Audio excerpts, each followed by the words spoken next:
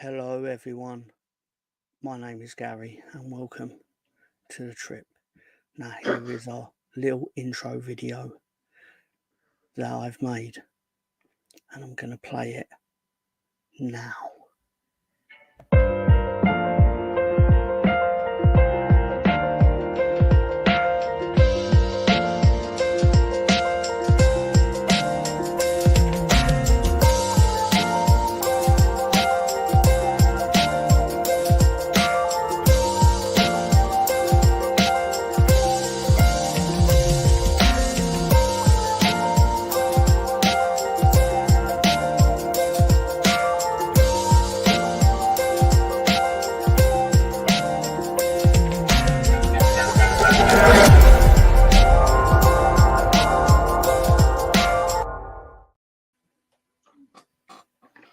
I like when it sounds like the cat is like strangling itself or something like that.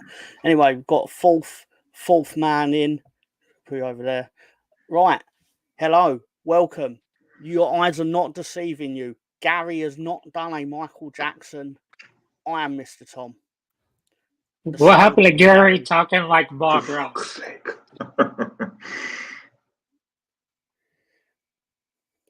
Listen, I've got some happy little trees here. I've got the ochre yellow, the Van Dyke brown. Sorry, I have watched Bob Ross, clearly. Anyway, how is everyone? Right to start, Tony Turner, dazzle me with something depressing. How are you, sir? I am so happy I didn't get injection in my eyes, but for some reason my liver enzymes are going crazy. Yay. Elevated enzymes. Yep. WWE 2006. No one can know what I'm on about there. Don't worry. I won't teach you either. Alonso, how are you, young man? Yeah, I'm doing good, Tom. Good to see you, Tony. Good to see you, Spencer. Tonight is a big day for my Eagles, and they take on my uncle's Seahawks. So, good to be on the show, Gary. Good to be here, Tom, with you guys tonight as we talk about Arsenal, amongst other things. So, hello, BX. Don't worry, we'll get into gentlemen in the chat before I be overly polite to my guests. Spencer, my main man, the stats man. I'm not going to call you that again. My main man, Spencer, how you doing, young man? It's a good Monday evening here in the States. Got a notice that I don't have to go back to the office till January. So I get to work from home between now and to the first of the year. So, hurrah! I mean, Hurrah. well, it should be, but we'll leave that alone. What's on your jumper? Oh, this is absolutely Snoopy with a wreath. It's Snoopy. It's Snoopy. I could only see the wreath due to your aversion to sofas or couches. Yeah, I like to sit on the floor. It's kind of one of those things. I don't know. It's your quirk. It's your quirk. We all have them. I like sitting in the dark. Alonso has massive earphones and Tony's a bit of a knob. We all have our thing. That's what makes it special. I like how he's picking the thing, and he's staring at me like I'll remember that. It's like, don't worry, I'll still owe you about another 46 on the slate. But more importantly than anything, I'm going to say hello to our guests in the chat. Hang on, like that, because anyway. Miss Melina, she was actually in quite early before the show, 12:20 a.m. our time. Hello, Miss Melina. Welcome. Hope you're well or feeling better, or that implied she weren't doing well. I have no idea. Just been implied. Anyway, Beard Scanner says, "Oh no, we've been hacked by 3 charlatans. Good evening, everyone." And then I must have brought in Mr. Spencer at that point, to which he then went, 4 charlatans. Four. Just saying. Anyway, so gone through that. I believe there was a small matter of a English Premier League game on Sunday afternoon. For you guys, Sunday morning, I believe. More importantly, Tony, without giving me your full life story, tell me what happened. We did shit the first half. Ended up shooting Pepper in the goal with 26 shots. 2 of them went in. We got 3 points. Okay, wonderful. Alonso, without letting me know what you had for your lunch, tell me what happened in the game. Basically, we had a lot of shots on goal, and we put two in, and those are great goals in my opinion. But yeah, it was a very, very frustrating game if you're Arsenal supporter because it could have been 10-0 up. But we were very good defensively. We let them have one shot on goal, and that was at the very end of the game, more so the 67th minute. So yeah, I mean, defense been playing good all year, and has really been a top team defensively this year. So it's good to see that we had a clean sheet. So with the talent we have, we should get more goals, but it's a win, and 2 goals is good enough for me. Okay, thank you for that. Mr. Spencer, your initial take on the events of Sunday. 3 points to the good guys. Yeah, I agree with Lonzo. It could have been a lot more. I think we played around with the ball a little too long. Not to get too much into it. I think we honestly dominated Brighton. Scoreline probably doesn't show it at 2, but I wasn't really ever worried about Brighton scoring either. They didn't really look threatening going forward. There was about a stretch in the 80th to about 85th minute where they had a couple of good chances, but I think we had 9 quarters and they had 0. Jesus with a beautiful header to score the goal to get it started. Odegaard probably should have had a couple, but he was taking chances, and that's what we want to see. Eventually they'll fall through.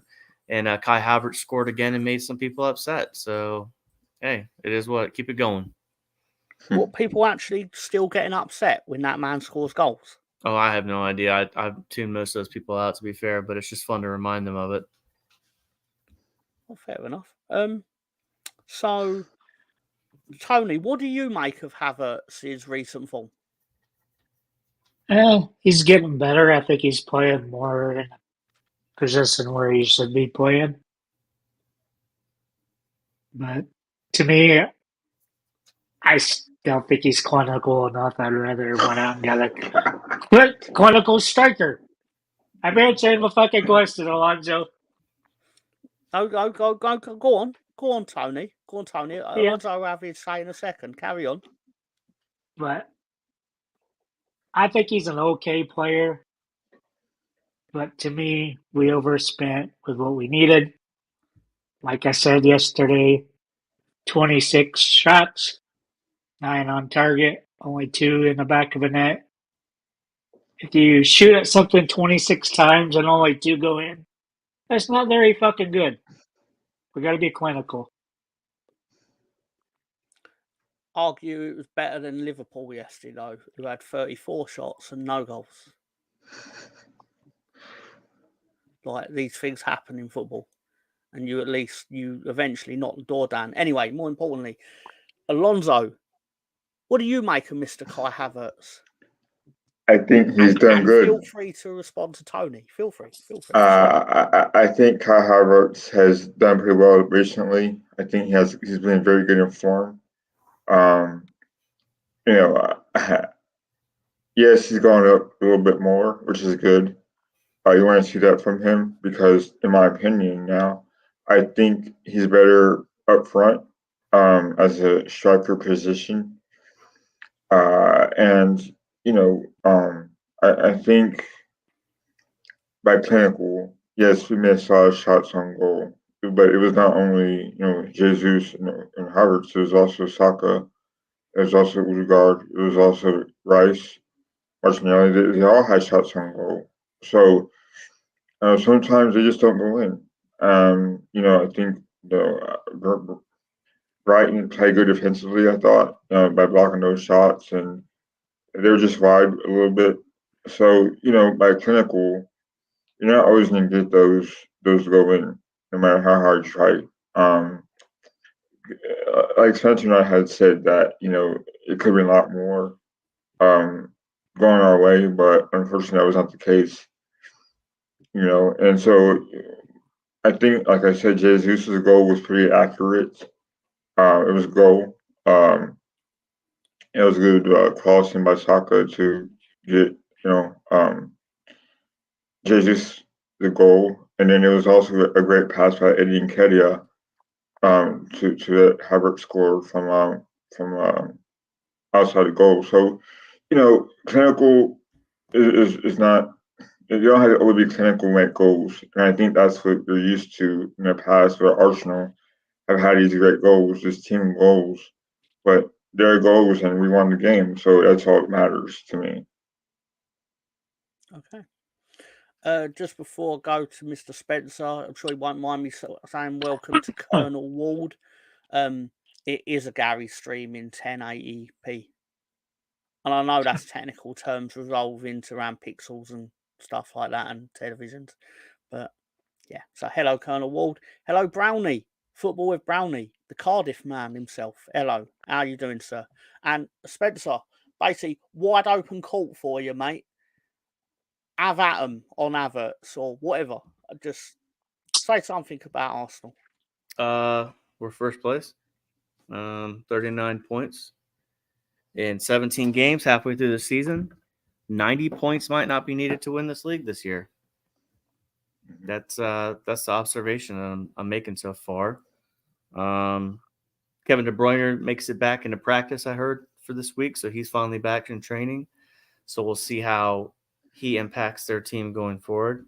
The Havertz thing, I just was always one of those guys that's wait and see how it turns out. The price tag is another story, but he keeps proving people wrong. He keeps scoring goals. He's been the replacement for Granit Xhaka, and he's a less of a liability than Xhaka was. You don't have to worry about him going and putting his hand on someone's throat, and we're not waiting for 6 years for him to show up either. So he's 24 years old. The game has changed. I know everybody talks about Tony Adams and all these older players from the older days, but the game is different now. People need to be nurtured. The generations are different. Chelsea was a dysfunctional place. Took him out of there. Better man management, better manager in general. And look what you get out of him. A little bit of confidence, and he's playing better. He's seeing the game excellently. And to take football from Brownie, what he's saying here with Rice is what makes Havertz better too.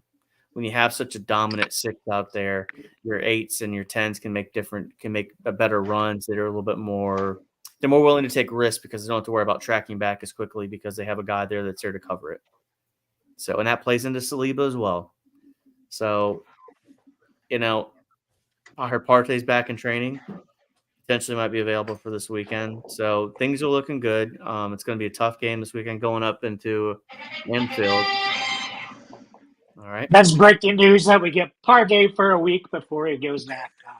I don't think that's what it was. It's probably a Monday Night Football update for Alonso. It was almost certainly Monday Night Football. Sorry, please continue. Oh no, I'm actually really happy and excited for it. I know the tagline said Porto, not Porto, but PSV. That was a kickabout for both teams. Both teams have made it through the round of 16. Didn't really care, and it showed. But it definitely was. I mean, let's go back to previous year, right?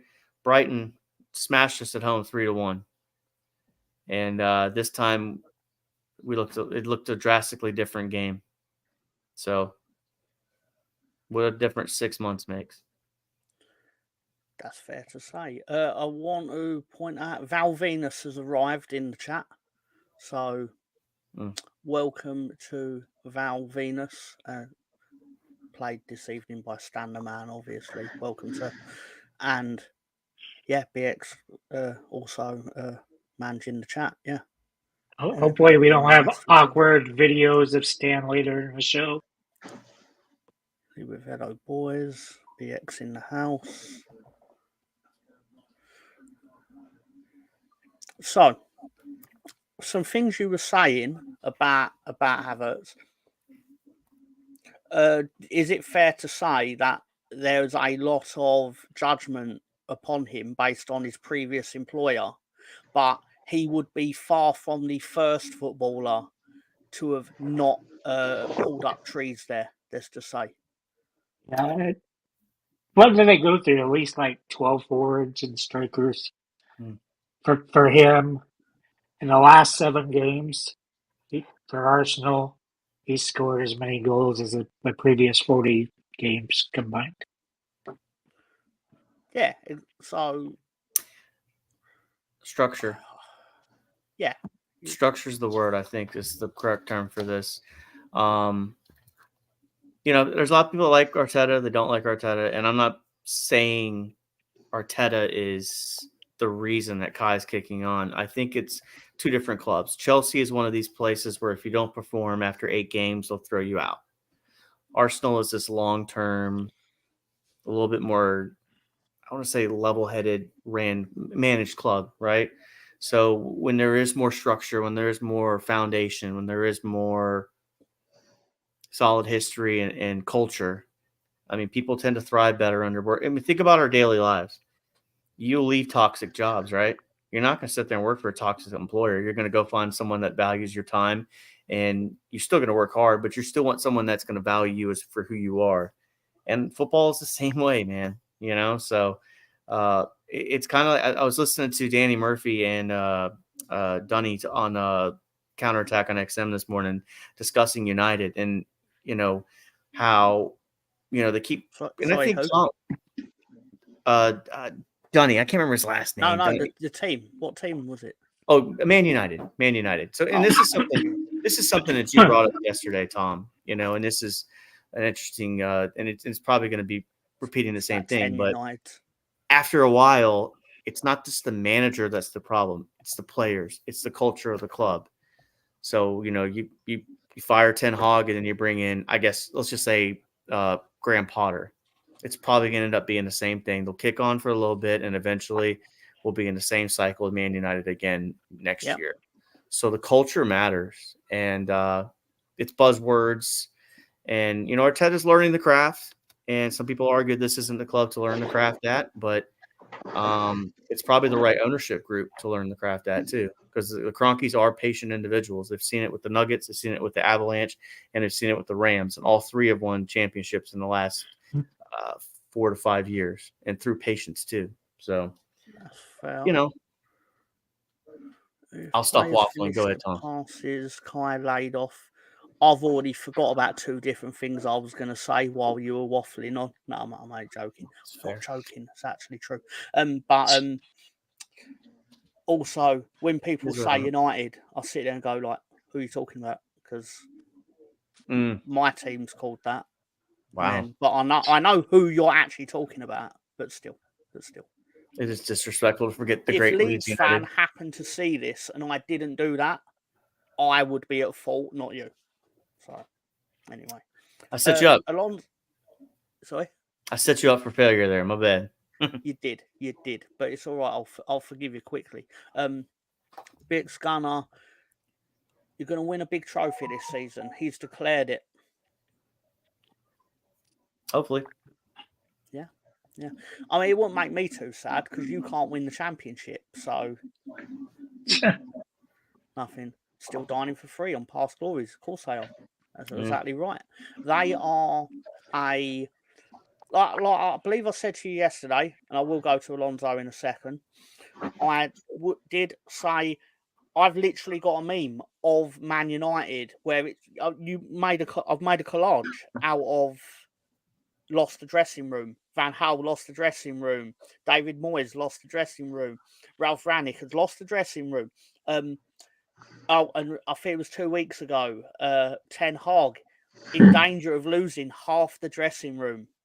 So, at what point is it?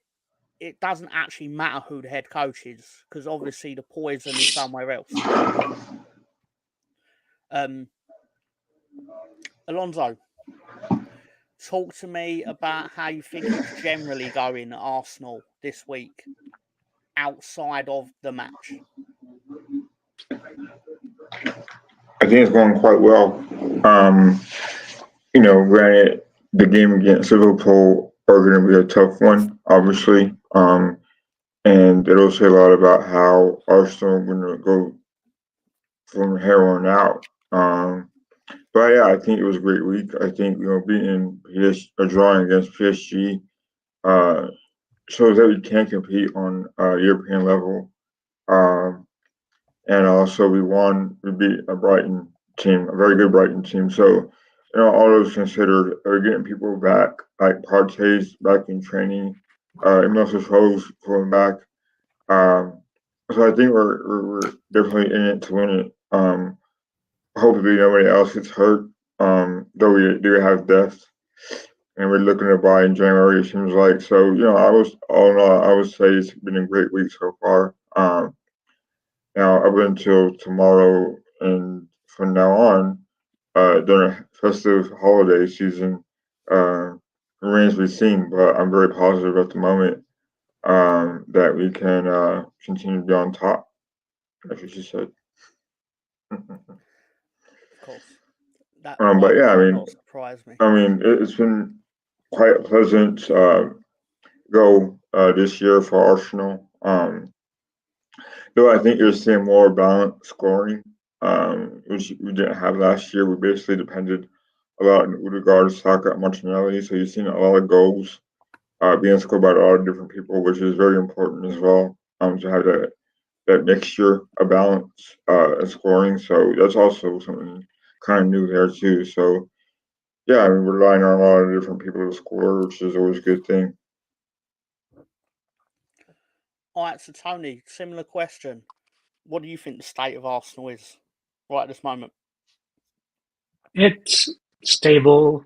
You have the backing of the manager finally from the ownership. I still disagree with Ray and Gary saying it's about McConaughey's finally having 100% control.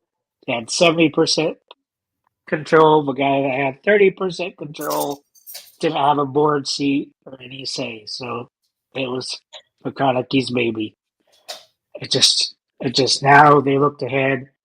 There's this new format for Champions League coming up. Let's spend the money. Let's back the manager. And that's what happens. You look on the other hand, you look at Aston Villa, you see what Emery does with proper support and backing. And if you extrapolate their points per game, they're the one that's supposed to win the league. Is that on the word of the day toilet paper? Extrapolate. No. All right. Could be. All right. Okay. So on something Spencer said earlier on in the I picked this out of his speech, mentioning how 90 points is probably not going to be needed to win this title. Is that in part because of the loss of form of Manchester City with Aston Villa taking points off of the top four? Yes. Yeah, I agree. Because I think it's going to be mid-80s, probably be first. Probably about 82 will be second. I don't think it'll be 3 or 4 points in between who finishes first and second. But overall, it's probably to be very close to when Leicester won the title and we finished, or not, I guess it was the season after that, when we finished with 75 points, finished fifth, win 75 points, pretty much always guaranteed you top 4. I think it's going to be very close to that this year because it's like a 4-horse race for the first 4 spots. Then after that, it's like a 4-horse race for the 2 Europa League spots. Nobody cares about Europa Conference League. Except for Spencer. I suspect Aston Villa care about it. I said nobody cares about the Europa League Cup or whatever the fucking thing we think it's called now. I mean, you talk about the Europa League or the Europa Conference League? The Conference League. Oh, I mean, yeah, I'm not really. Did West Ham not care about it when they won it? Did they just throw it over the balcony and go, "Oh, it's just an Europa Conference League"? It's a big deal. These teams don't really get to win things anymore. I would have cared about it if we'd have been in it, to be honest, Tom. That's my mindset with it, because No, but your goals are different. Like, that would be a hindrance to your goals, in my opinion. Because you'd be playing Thursday, Sunday, which everyone knows is a detriment to form, generally speaking. For example, Brighton's form has dipped based on playing Thursdays because they've got the squad for it. And that's partly why Aston Villa will not maintain their current form. Is because when it gets to the business end of the season and they're playing more and more games, they ain't going to have the bench to hack it, in my opinion. But as Brownie said, they will go for it because it's the opportunity to get something at the end of the day.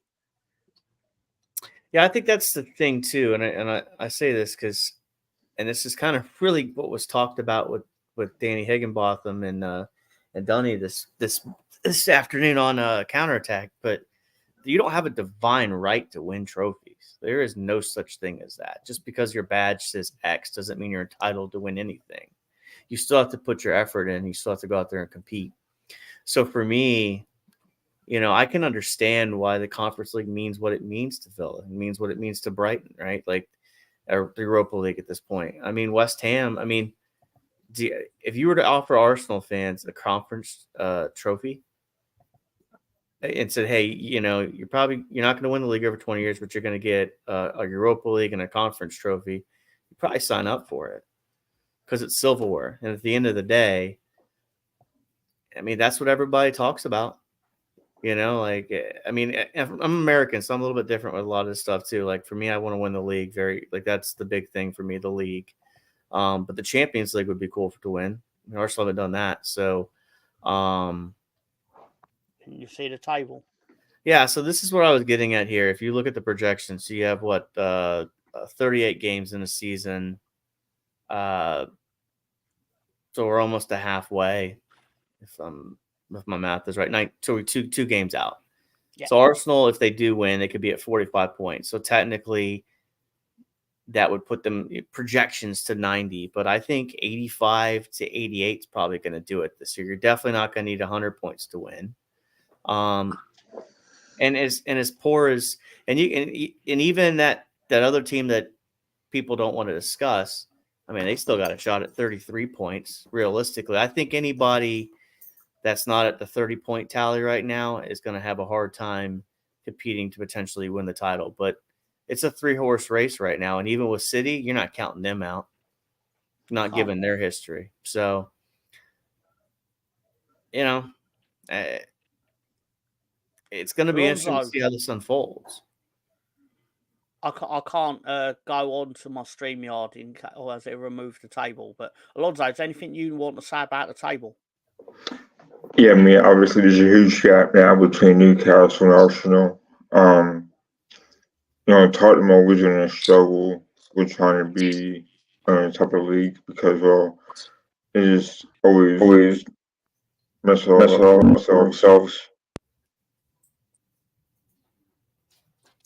So they won't be.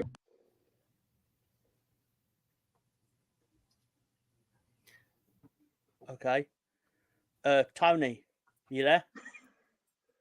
The echo is messing up, Tom. Sorry about that. But yeah, I think Villa will be kind of up in there to the halfway point of the season. City, like Spencer has said, they're always going to compete at a high level, no matter how bad they're doing. So as long as Pep Guardiola is here as a coach, then they'll be a manager. They'll be all right, I think. So right now, I think Liverpool and City are Arsenal's main rivals for the trophy this year.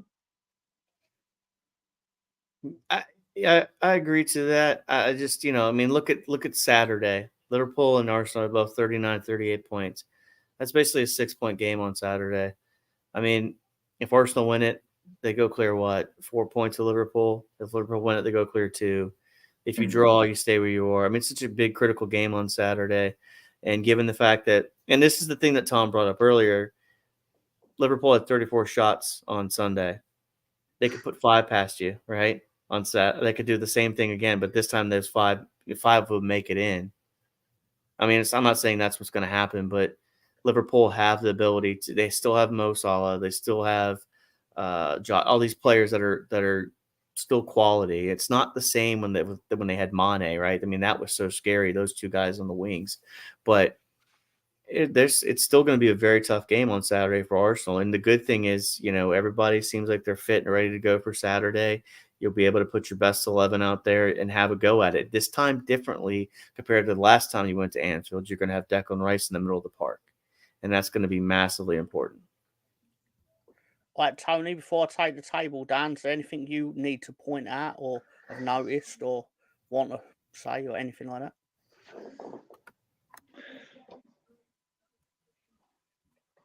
For me? No, Tony. Is he even there? He's not here no more. But that's embarrassing. Anyway. Visual aids. Yeah, squad depth will hurt teams like Brighton. Teams are especially if they get a major injury. It's paying off. Was one go Brighton with minutes away from going bust to watch Brighton versus Cardiff? Yeah, it was the. Yeah, I know exactly the one because the last time Leeds beat Brighton was at the running track that they were playing at before their stadium got built. Cardiff, yeah, some mindset less club different. They want to win any cup. They have more options up front. I can see Villa going for third, fourth, and winning a trophy. Whoever the English team is in the Europa Conference League should win it, based on the fact that they can just out financially muscle every other team in it to some degree. But we'll see. It depends on basically if Villa take it seriously, they'll obviously have a big shot at winning it. And if they decide not to, then they won't. Depends on the team you put out. But I generally don't think they have the squad to cope with both. But same with Brighton in the Europa League. But anyway. Yeah. Squad depth will always be an issue. All right. I think it should be time to it was the small matter of the Champions League draw this morning. And I believe you got a plum tie for you. Done quite well. Spencer, what do you fancy your chances against Porto? So not to be disrespectful to Porto, because I don't really watch Portugal football, to be fair. So I apologize to the chat room that I'm not up on that. I will correct that and try to. It. No, they're not watching it. Don't worry. I mean, it's a favorable draw. I mean, looking at the pot that they were pulling from, I wasn't awake when the draw finished, but we could have got PSG, which would have been a tough draw. Could have got Inter Milan. We could have been worse teams to draw, but at the end of the day, what bothers me and which worries me the most about Arsenal is the form in Europe hasn't been good as of recently. The last in the Europa League, out in the round of 16 last year, handle business, right? And I mean, I don't think we could have gotten a better draw. But yeah, I mean, that's what I mean. The first game I think is in February, if I'm not mistaken. So hopefully, if the squad stays healthy and you can compete on two fronts, as I'd love to win the Champions League. I think that would be pretty important. And I mean, think about what that would mean for Arteta too, to win at least one of these trophies this year, the Champions League or the league. I think the league is probably more likely, Tom. I don't know how you feel about that. But I mean, but the cup draws are all about who you get too, right? I mean, if you get a favorable draw, I mean, look, our FA Cup third round game is against Liverpool. I mean, like 3 times in a month. Yeah, so I mean, it's not sometimes it's the draw that matters, right? So I'm happy with it. What's Alonso think? I was about to get a stick and see if I could poke him, see if he was still awake. He's just falling asleep there. Alonso, what do you think of the Champions League draw with Arsenal drawing Porto? it should be easy because I believe we played Porto before in the past. So we've always played them pretty well, it seems like. So, we won our group, and I think that gives us a little bit leeway of who we played. The only thing that worried me was PSG, right? Because they are still a good team. I mean, Mbappe worries me a little bit, but we got past that, so we played Porto. So I really don't watch Portuguese league, to be honest. Though I like our chances, because we're a better side, obviously. It depends on how Arteta uses the team. Barring injuries, of course, we should be able to get past them. But sometimes these games can be tricky as well. So I give Arsenal the benefit of the doubt that they will win. We haven't been able to get out the knockout stages in a while. Once we've been in Champions League, we've played teams like Barcelona. I think Inter Milan. I think also Dortmund as well. So we've had our fair share of disappointments. But I think right now the way they've been playing is pretty good, decent, and I think that we could do a lot of good things in this year's Champions League tournament. So, about to look forward to. So I looked up. I might not have it exactly right, but basically, out of your last 8 matches in the second round of the Champions League, you lost 7, and the one you did win was Porto. You beat Porto, so sandwich that. Win against Porto. Win against Porto. Lots of losses in between. Doesn't matter. That's the one that matters. And I think you will win it. I don't want to say, I'm not going to go as far as Alonso to go, it will be easy. But I think you should win comfortably because of your standing. The fact is, Porto sell players for 100 million. They don't buy players for 100 million. Yeah, so I want to bring this up too, Tom. So the game's February 21st, 2024. My God, that's 20 years out of high school. The weekend before, Arsenal play Burnley on the 17th, and then the 24th they play Newcastle. That'll be a home game, and then the return leg, Arsenal will play Brentford for week 28, and then for the week 29 matchup will be Chelsea at home.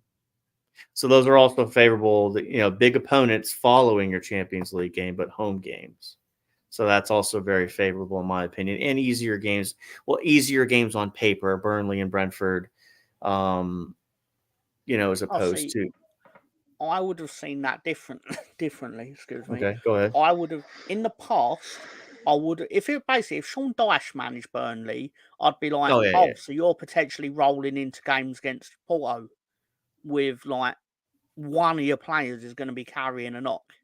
Yeah. Make this new Burnley where they basically play nice football but let loads of goals in. It's probably yeah.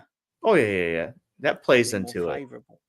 And there is a rumor flying around now, whether it's valid or not, that we may try to do the same loan move with Tony. I don't know how much validity is to it, but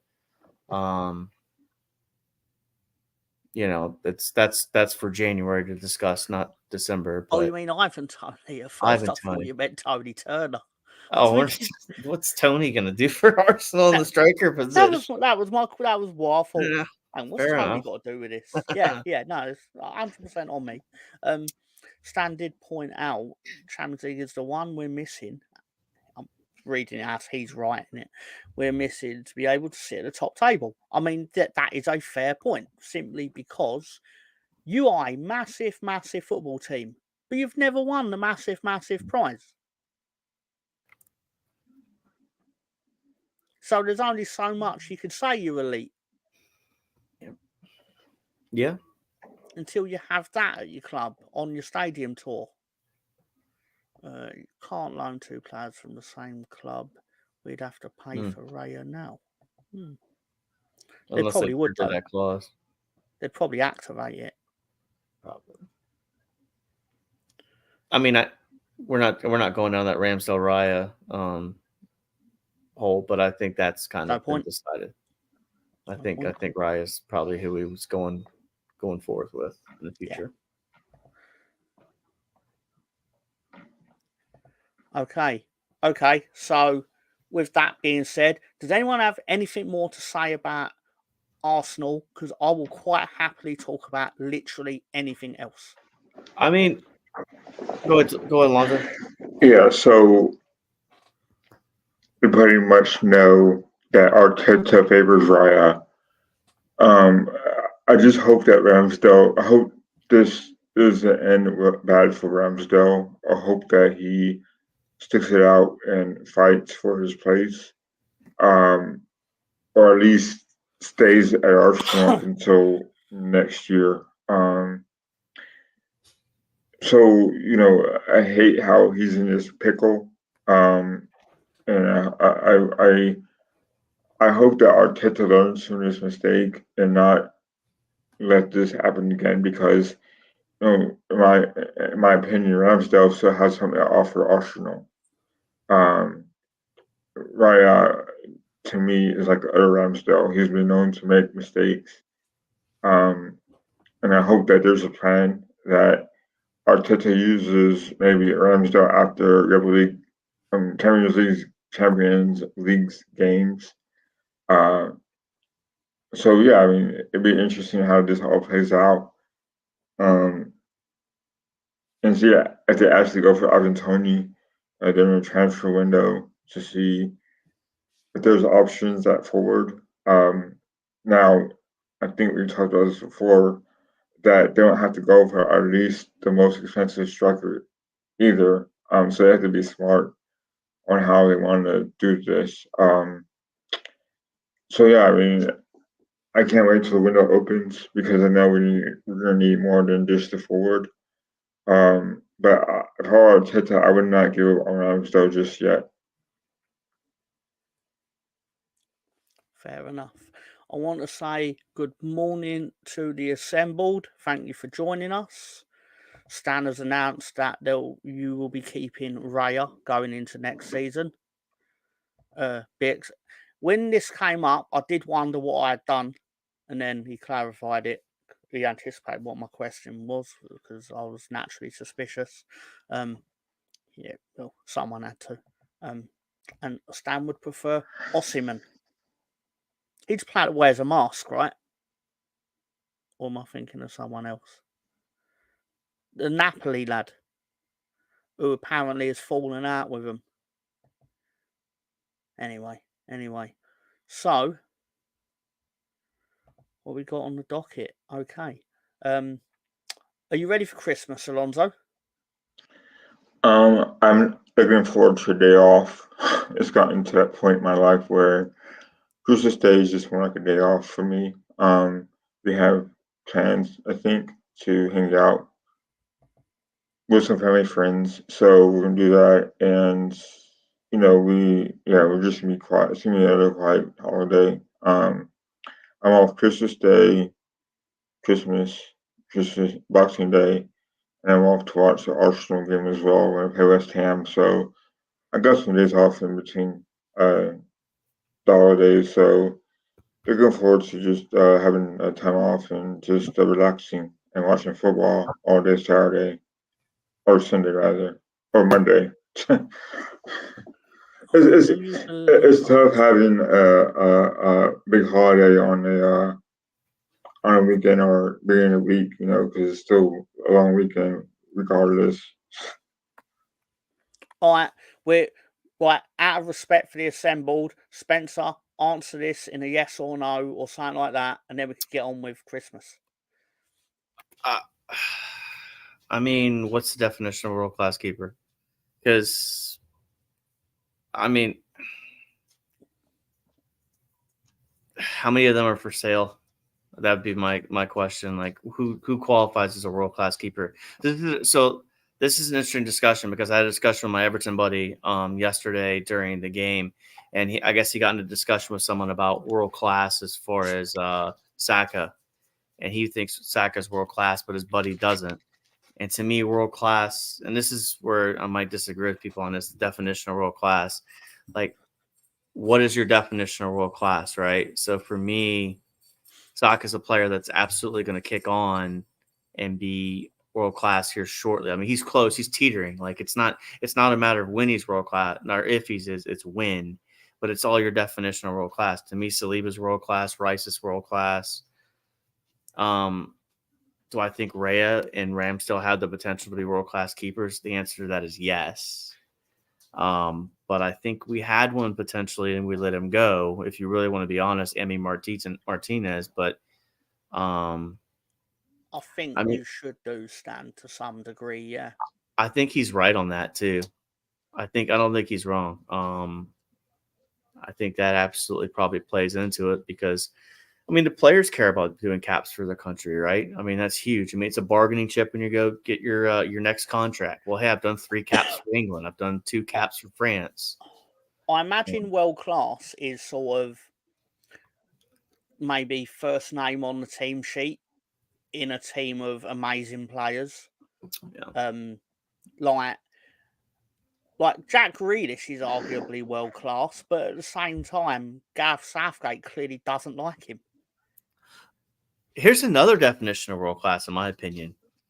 If you take a player, and I'm saying this, obviously League One, whoever would take any player that's in the Premier League right now and put them on a team sheet. But if like, for example, if you were to do if you were like Real Madrid and someone said Bukayo Saka, would you take him in your team and it's starting 11? And the answer is yes. Then to me, that qualifies part of that world class. Would you take him on your team if you're a massive club? To me, that answers it to an extent. Now, granted, it's all in the eye of the beholder. So everybody looks at what they think world class is. They don't want to throw that term out there, right? Because it becomes, you don't want to abuse that term. But, I mean, there's potential that Ryan Ramsdale could be world class one day.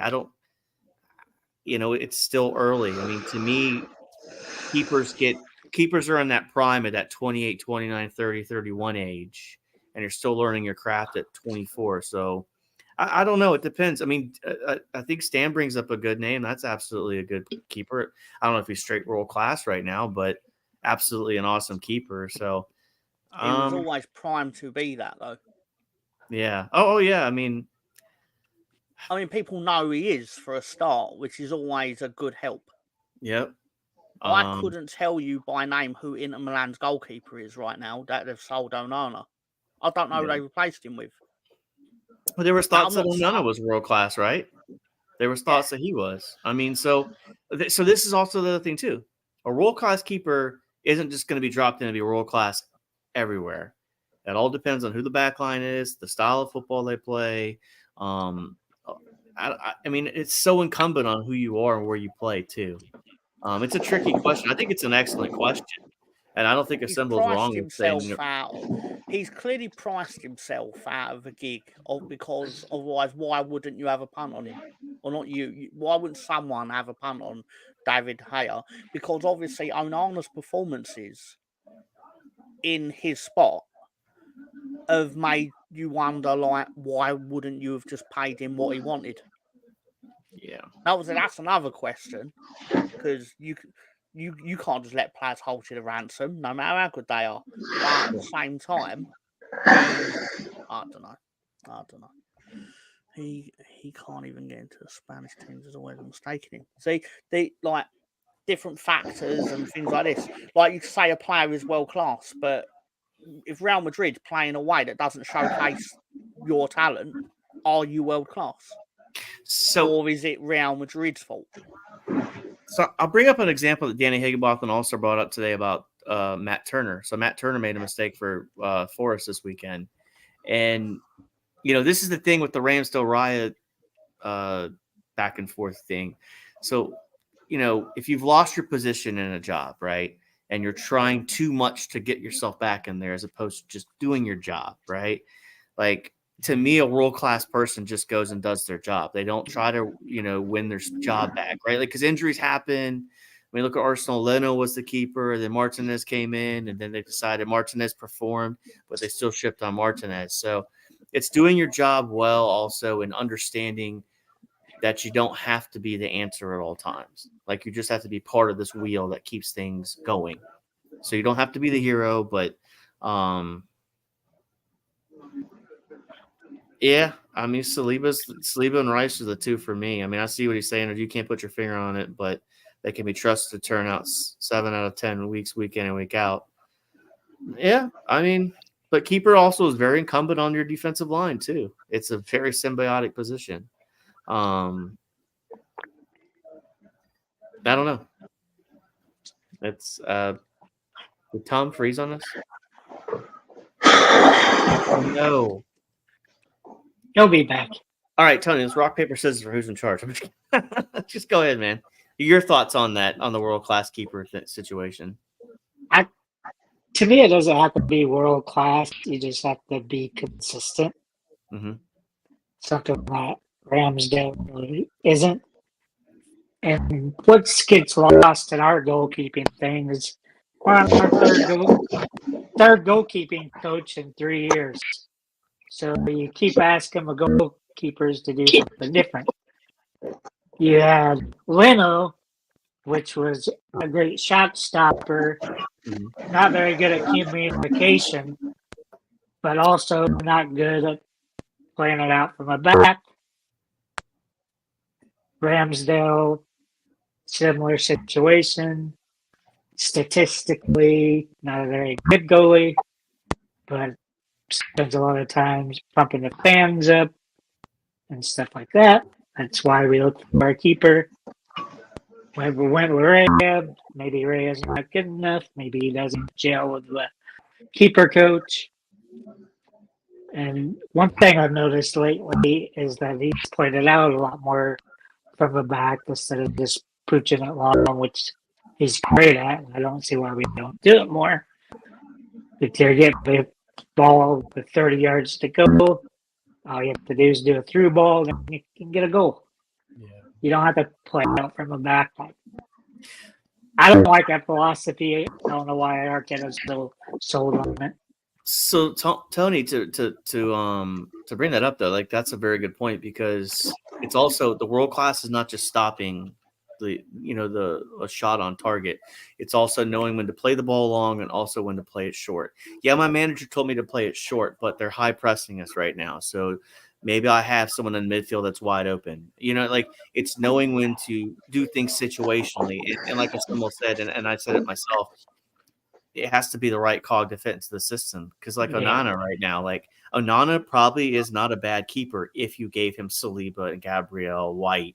He would probably do pretty well. But when you give him Phil Jones and Harry Maguire, granted he makes mistakes on his own, but those pieces do matter to that. So like every great team, like someone has to pass the ball to Saka, someone has to pass the ball to Mo Salah.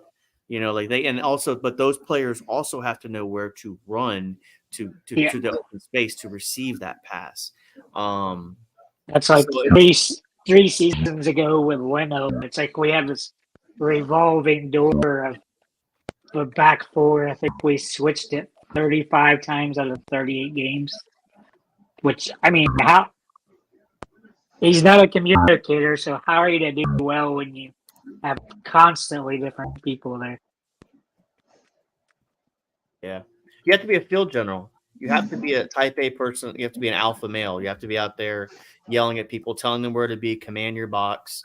That's why the perfect one of that was Matt Ryan, which I don't know he would have to say, here, we'll give you extra money, fight for the position. But that's what gets me. All those guys want guaranteed number one role, and it's hard to get it. I think it's hard to like be the second guy sometimes with these guys, and it's kind of like managers, right? I hear people say that Arteta is arrogant. Well, all these managers are truly arrogant if you really want to break it down. None of them are truly humble. You got one or two that may be, but some of the greatest managers are just they're those guys that are just kind of the command room presence that go out there and they're leaders and they're arrogant, they're prideful. Probably not the greatest people to get to know, but I mean it's definitely yeah. I mean, what do you think, Alonzo, on the world class keeper discussion? I mean, I think we at Arsenal have had a lot of number two for a country, or could have been number twos at their countries. I think Matt Turner was an exception. I think he came out of Arsenal not commanding enough from his players whenever he did play. I think that kind of set him back a little bit, and then he went away. He wanted the first team responsibilities. He wanted to play with first team. So there's a dynamic there that he really didn't grasp the top spot. You would say, and now you're seeing Raya, who I don't know if he is or could be the number one keeper for Spain. And then you have Ramsdale, who's also a number two for England, trying to get the number one spot. It's a real shame to me because I thought that Ramsdale could have had a number one position for England, simply because you've seen Pickford at Everton, and you've seen Everton almost get relegated last year, and that kind of may have hurt Pickford's confidence a little bit because of that. You made the argument of De Gea. Well, De Gea was just, to me, the only defender United had for a little bit because he was always making those crucial saves. But there's a reason why he's a free agent, because he demanded a lot of money too. So, I think, at some point you're going to say, well, your goalkeeper is your most important, not your best, but most important player because he's always making those key stops. I think back to 2001, 2022 season whenever Leno made those incredible stops against Leicester. Right, so you see you see flashes of the potential that Ramsdale had when we signed him from was it Sheffield United, right? Or was it Bournemouth? Where did he come from? I think you're on mute.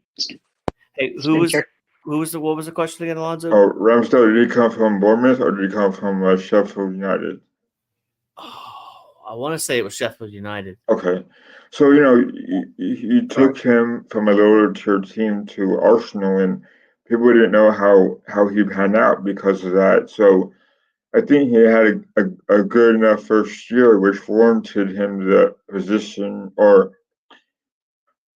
Southgate saw something in him whenever he was at Sheffield United, whenever he was named second backup keeper to Pickford then. But someone like Ramsdale, who has the starting position at his doorstep, hasn't quite grasped that.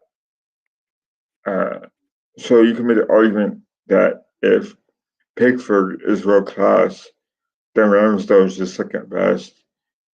And I think this is why Arteta got Raya, because it's kind of hard to explain, but he didn't really value Ramsdale because Ramsdale is England's number two, where Raya, you can make an argument that he is Spain's number one right now. That's just something I think. Maybe there could be a possibility on why Ramsdale's on the bench. There's also connections there, I think, to Spain as well with Arteta and the goalkeeping coach, which is unfortunate, but it is what it is. Like Tony had said, they don't have to be world class. They just have to be good enough to solidify club and country.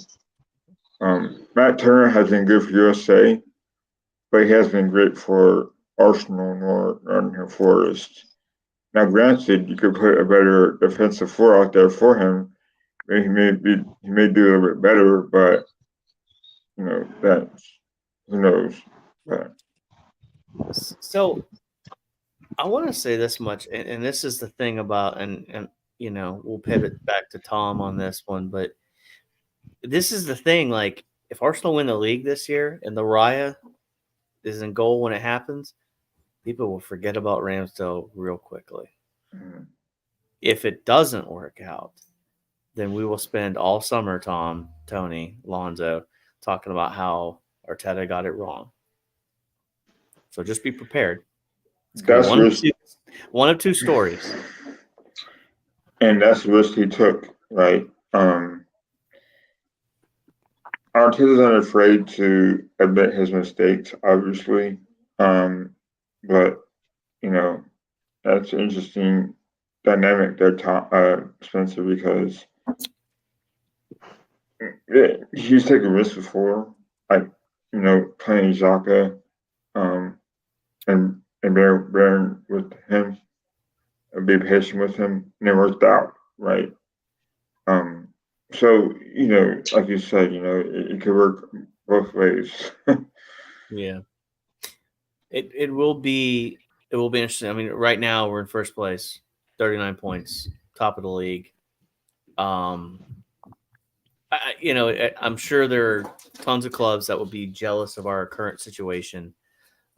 Would kill to have Raya and Ramsdale on their bench, even as their number two. Like, it has to be the best backup goalkeeper situation in the league, which that is the one thing we have to be thankful for, because if I'm not mistaken, a couple of years ago, we were turning to Alex Runnerson as a backup, and that's not going to cut it. So I never understood how that happened.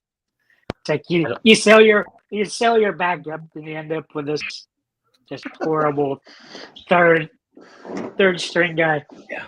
I'm just tired. I'm so tired of talking about keepers every year. It's been this revolving door for like 5-6 years now. Yeah. I would have been happy sticking with Leno. Like I said, I think he was done bad because you had that revolving door back there at the back four. I mean, 35 different lineups back there in a season. And you're not that great at communicating. You're a world-class stopper, but yeah. And it's funny too, because this is the thing here. I'll say this much with Raya. Don't think that Leno's in love with Raya either. If he does something that he doesn't like or that ends up costing us big time, he can move on from him too. Now, I know the money, but the deal, and I think I saw Stan mention somewhere, and I haven't been able to look it up to confirm it. They said that they were absolutely going to keep Raya, but he is on a loan deal too. So if it doesn't work out, then I can't. I know Stan mentioned that I think it got triggered to be activated. I haven't seen that. I haven't looked it up, so I'm going to refer to Stan on that. But I mean, Gary said it as well, but I haven't seen anything. I haven't seen it either, and I'll take their word for it. But if it is still a loan situation, you do have the ability to kind of be like, "Hey, we appreciate you allowing us to keep this thing for a little bit, but here, have your goalkeeper back." Right? You could drop him back off at the front door. But Tom, let's pivot away from goalkeepers and Arsenal. We were having a great discussion with Alonso about what he was going to do for Christmas, because it is the season of giving and the season of Festivus and all that stuff. Tony, what are you going to do for Christmas? No plans yet. No plans, so not sure what I'll do. Tom, what is your Christmas plan as you walk around? My internet has literally died. I can't believe it's taken me at least 20 minutes to get the opportunity to say that because of your bullshit, the goalkeeper discussion that seems to go on fucking forever. I'm convinced that goalkeeping question killed my internet. It was so fucking shit. That's how you really feel, Tom. I just saw the comments in the YouTube chat was going, and people were having a great discussion. So I wanted to keep it going, Tom. I was reading the room. I just thought you finally escaped the dungeon. So So what are you gonna do now the internet's out, Tom? There's not really much I can do. I don't actually know how to fix it. I usually just turn it off and turn it back on again. Hey Tom, I thought you were like walking around like you were Harrison Ford and Blade Runner, man. I've been called worse things, I must admit. I thought he was doing live action Doom, just going through the halls. Doom? Yeah. It's annoying. I had slides and everything for the Christmas stuff. And the question of the week. But of course, I can't have nice things. So hold on here. It goes fucking wrong. What are you going to do Christmas Eve, Tom? Sorry? What are you going to do Christmas Eve?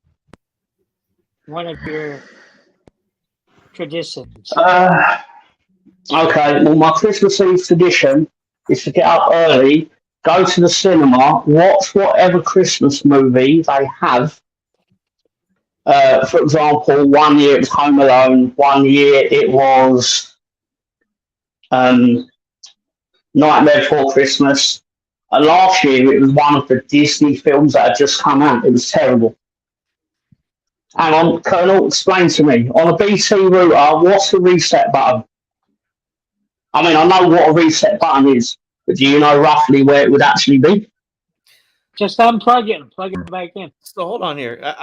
Can I pivot back to this? So you're on a cell phone currently right now. Do you have a hotspot? Explain to me what a hotspot is.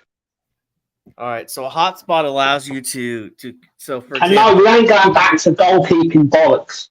No, we're not. We're just this is for the people here, Tom. We're doing this. Your Wi-Fi, Tom. Your Wi-Fi. So you can see I've got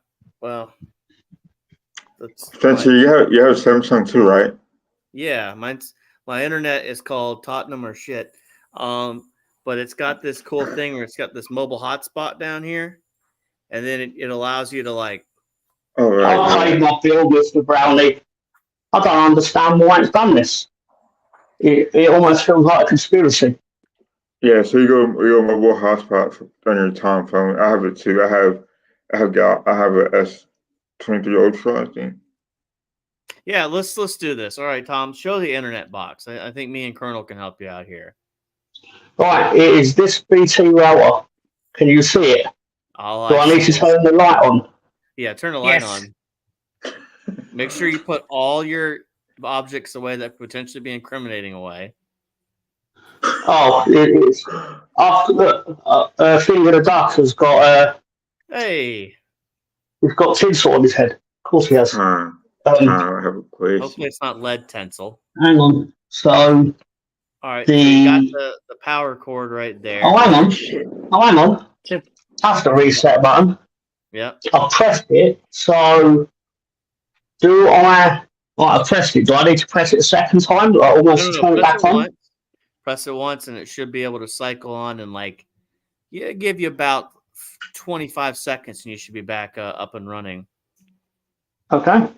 In theory. Okay. Because if you got Christmas slides, I mean, these are visual aids that the people are here to see. They hear us talk about Arsenal, but it's Christmas season, Tom. And I know you worked hard on this. Give the people what they want, Tom. My wife told me to shut up. Now it is now the box has died. Oh, it could have died. Hang on. Just restarting. Just unplug it for like 20 seconds and plug it back. No, I pressed. I think it was not. Is that your wife yawning? Alright, it's a green light, which unfortunately I did do Stan's suggestion about 8 times, and I did leave it for I left it in more than 20 seconds. This is really embarrassing. Typical. Not as embarrassing as me just being told to shut up by my wife in the background. What? Supportive. Well, anyway, hopefully the light will go blue instead of green. but the router's literally next to the phone line, Mr. Colonel. Do what Stan does. I do that sometimes. I just pull the power cord out and then just let it reset for like 20 seconds. This is really riveting stuff here. I'm not gonna lie. I can assure you it is as riveting as that Arsenal goalkeeping conversation. Do you want us to continue about All right. Well, yeah. So, Tony, I mean, what is a Christmas Eve tradition that you partake in? That used to be like pretty much all of my family's either died or moved away. But before Christmas Eve is we'd open all the presents and stuff, but we'd usually like make strips, scampi, and just different like dips and stuff, just finger food basically. Then we'd have like a good dinner for Christmas, but basically do all the gift opening and gift giving on Christmas Eve. So every Christmas I was younger, we would always watch the blue and gray game on ABC, right? The blue and gray game. Yeah, on ABC, the football game, the college football game. Whenever it had players that teams that make the bowl games, they go to the seniors who go those teams that weren't very good. They play in the blue and gray game, and the North and South. yeah, basically, yeah, there you go. And they play in Mobile, Alabama, and it was always a Christmas Day. I think 11 o'clock in the morning. They were playing that game. Yeah, I don't like it. I think there's only one bowl game out on Christmas or Christmas Eve. I thought it was Christmas Day. Because you used to have the Holiday Bowl, you'd have the Poinsettia Bowl, you'd have those bowls on Christmas. Oh, wasn't it Holiday Bowl? Was it Christmas Day? Holiday Bowl? I think it's Christmas Eve. Okay. It used to be like the NBA was still pretty big on Christmas Day. Well, back then it was a doubleheader. Yeah, well, now it's 5 games. Yeah. 5 games. That's just too much, man. I like it. I like getting up and watching it at 11 o'clock. Well, actually, back then 10:30. Actually, 10:30 because I think it starts at 11:30 Eastern. But back then it was always the rematch of the finals or the conference finals. Because I know one year the Rockets played the Bulls in the 95 Christmas Day game. Or it was Rockets and Knicks. It was always good games. But then ESPN was like, and ABC was like, hey, let's make 10 games on Christmas Day. I'm like, yeah, two's enough for me. But this year's football and basketball. So I like the Christmas jerseys that they had about 4 or 5 seasons back. They've kind of given up on that now. Yeah, that was too much. Tom, have you tried unplugging it yet? I've unplugged it about 95 times, Tony. Thank you, Tom. All right, I'm ending the show. Bad enough. Say good night, everyone. I'm on the couch now. Different perspective. I got Makar. I got Makar and Landeskog playing with a toy behind me, 2 cats, and they're going crazy. So, but yeah, Christmas Eve for us is usually go to my mom's house and dad and hang out there. And then we used to go do stuff with her parents, but her parents have passed. So we pretty much go to church, open presents at my mom's, and then we'll hang out at our house on Christmas Day. Oh, hang on a second. And we'll just watch Christmas Story all day, Christmas Vacation, and just probably drink certain things and eat a lot of food and open gifts and just hang out, man. No, and then you got the Boxing Day games the next day. So Christmas is always a good time. Good time with friends and family. I did spend one Christmas in Bahrain. That was interesting. I do remember an incident with some golden monkeys. You ever had that Tony? Are you familiar with that, Alonzo? No. The golden monkey was so I'll give you a little story. You're only allowed to drink I think 4 or 3 beers a night over there. So the Chiefs mess would sell beer on certain special occasions, and they'd allow 5 of them. Well, the golden monkeys are 9%. Oh, man. So, I mean, we have a good time over there. So that was Christmas Eve, and I think it was a couple days before, but it was a good time. Was that Hangover City? Nah, it was That's kind of like the Imperial Stouts and Imperial Wheats that they have. They've came up with for Russians to drink a stronger beer. So I like those. Oh, hey, Tom. Welcome back. But yeah, it was a good time over there. So, did we decide whether Arsenal were going to get a world-class keeper or not? we moved on. We were talking about golden monkeys and Christmas Eve and Christmas Story and movies and stuff like that, Tom. We moved on. And we all concurred that we don't need a world-class keeper.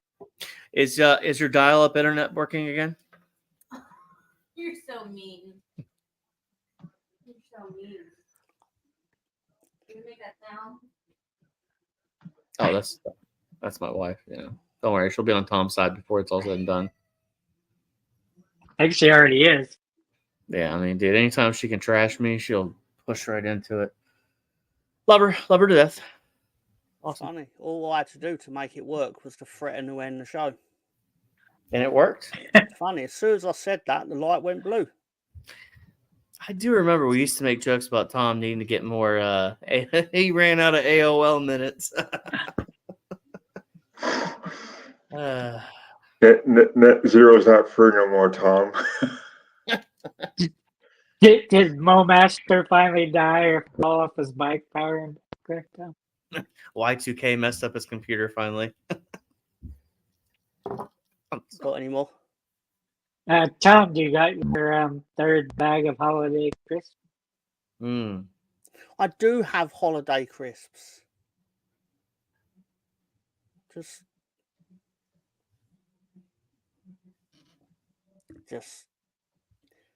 it's going so well as well. It's going Just so eat well. your crisp.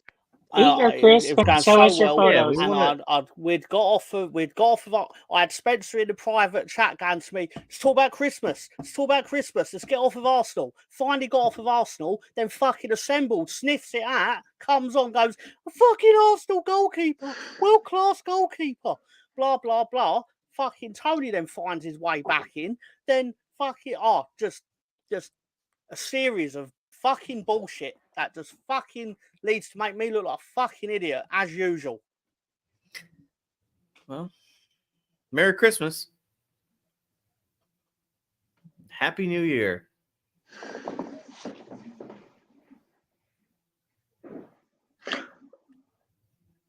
Well, Tom, you've managed to put the milk back in the jug, so So do you guys remember watching Star Wars?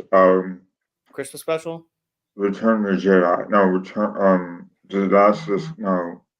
the episode 8. What was that? Last of the Jedi?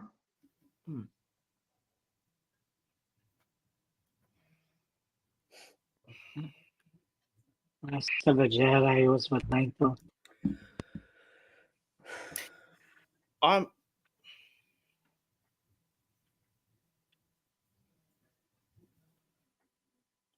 Every time I try to lead a nice little Arsenal discussion for the benefit of everyone except myself. goes wrong.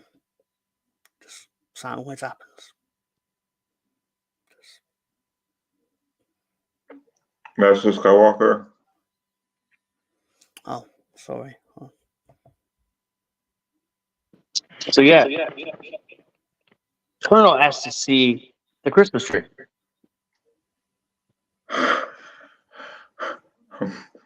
VA. You can see.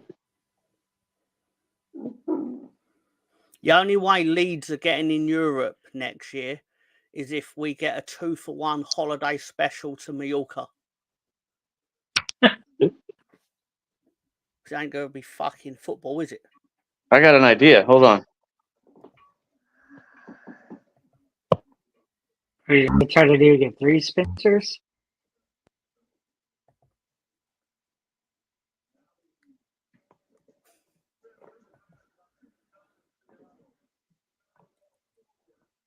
Spencer going outside.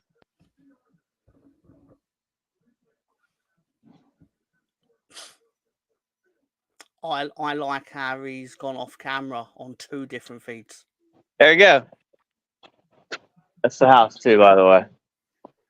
Jesus It all Christ. it all goes to music too. So, but it's not doing anything right now. So is your house the one that everyone thinks is insufferable, or is there worse? Oh, there's worse in my neighborhood. I mean, oh, not my neighborhood, but my buddies. Yeah, see it all flashes and shit. So Because there's a movie about this sort of thing. I think it's Danny DeVito and Matthew Broderick. it's called Deck the Halls. That's So the one. yeah, see, pretty cool. And they competed over lights. It is cool. It is Yeah. cool. I figured I'd. Why can't you just go to National Lampoons and that's all you need to know about Christmas lights? So I didn't get to finish saying the Christmas thing, right? So I watched whatever movie it is. I think, like as I said, one year, night before Christmas, it was blah blah blah. Then I go to a buffet, right? Santa. It's so cool. Yeah. Stan, do you know how long it takes to set that up? It probably took like I don't know 3 or 4 weeks. You know. That's pretty cool. Colonel Ward as kind as ever. That's over the top, lad. A little bit. I'm not gonna lie, guys. But I'll be back. I wanted to show you guys that. I showed the Christmas tree to Colonel as a request, and I shall be back, gents. I actually could have showed you all my. So Tom, technically, was it Last Jedi? I think it was. Sorry, what we? The Star Wars Episode 8 was Last Jedi, right? The 9th one is Rise of Skywalker. 8th is Last Jedi. Yeah. Right. So it came out around this time that year. I think 2018. I think 2017. Anyway, I saw this on Facebook. I remember because it was in my memory that I saw it at 8:45 in the morning that year. I was like, wow, it was good, but I read how the Rise of Skywalker wasn't meant to be where she was Palpatine's granddaughter. It should have been Obi-Wan's granddaughter, right? So it completely messed that up. Well, I like how they go back in the next movie and redo everything that Ryan Johnson did on his movie. We can do that? No, that's what he did. But the 9th one, you got. They just remade the original trilogy, but with different characters. Yeah, but the middle one was a different take on it. Yeah, the middle one's always the best one.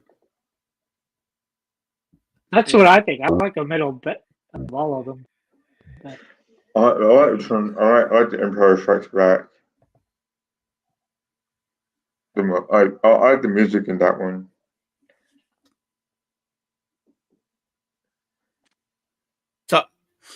I'm back. I'll tell you what. So to go back to the house for a second, start talking about Christmas stuff. Pretty cool moment happened. I want to say like 3 or 4 days ago.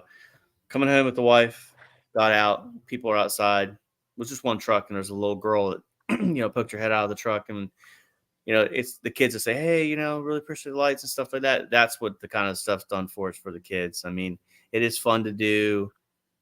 I don't really kind of try to go as big as that right now, but it's because I'll tell you what, it takes 3 or 4 weeks to set it up, and I'm kind of tired of doing it after a while.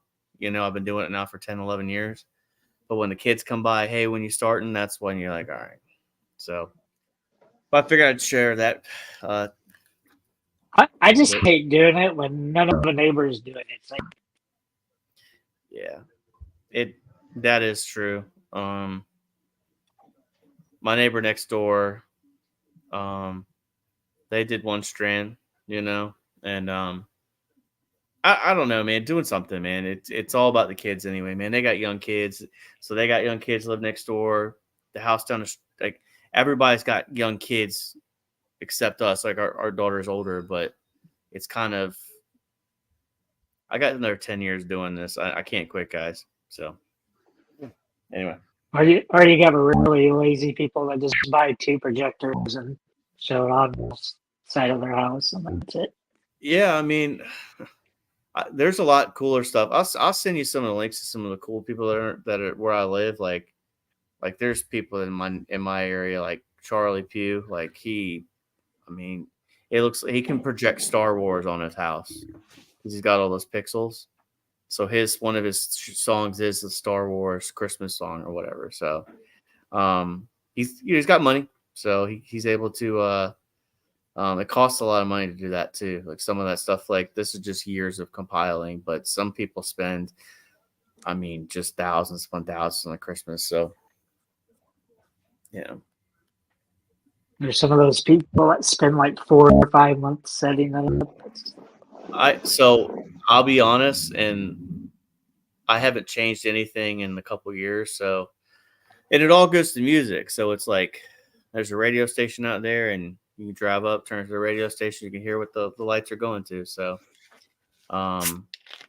it's no different than when we were like younger before this, the music you drive in the neighborhood and you go see lights and stuff like that. I don't know how big is that tradition, Tom? I mean, like, do people decorate their houses up there in England, or is it just kind of nowhere near to that degree? I mean, there may be outliers where people do that, but generally speaking, it's not really a thing here. Like Halloween isn't. Halloween's not? Definitely not. Not to the degree that it is in America. Yeah, the Halloween love is. I'm not anti-Halloween at all. Trust me, we do participate in it, but that stuff out there, like I barely like that stuff. That's not out there by Halloween, but I have to start setting up mid-October. At least the house is done about late October because hurricane season. I get hurricanes where I'm at, so like November 1st is the end of hurricane season. But yeah, no. Come on, you can have the ghost and goblins fly across your neighbors. I tell you, I did see someone, and it was pretty cool. Like they actually took the 12-foot skeleton and kept it up, and had a strand of lights on their garage with it looked like the skeleton was pulling the lights off. I thought it was pretty cool. So, I don't know, man. The kids love it. Christmas is a magical time of year for the kids, and we're all grown and we know Santa's fake, but the kids don't. And to see their reactions, that's the cool stuff, man, and that's what makes it fun. So, I'll tell you my suspicions. I'll tell you the moment I realised Santa's not real. Okay. You see all the stories like, Santa's gonna come down the chimney and all this, and turned to my dad one day. Went, Dad, Mum, Dad, how do we get the presents? Because we don't have a chimney. To which then, imagine my shock. We'll pretend that we didn't know. Anyway, They showed you in Tim Allen Santa Claus how it happens. It just morphs. Yeah, it just little things Yeah. that always like just like, hang on a minute, that ain't kosher, and they were like, oh, we opened the back door to let Santa in. It was like, oh, what? So you leave the back door open all night for a fat man in a beard? Mm. Just didn't I seem. remember being. In I London, remember being. with the crime rate being what it is, do you leave the back door open on Christmas Eve? Yeah. Just keep you a bigger knife. That's all you need. Like Didn't know the crocodile. crime rate when I was a kid. What movie? I don't know about you guys, but one movie I really like is Christmas Vacation. Yep. It's my favorite movie. But there's also some sentimental ones as well, like Love Actually and Family Stone's really cool.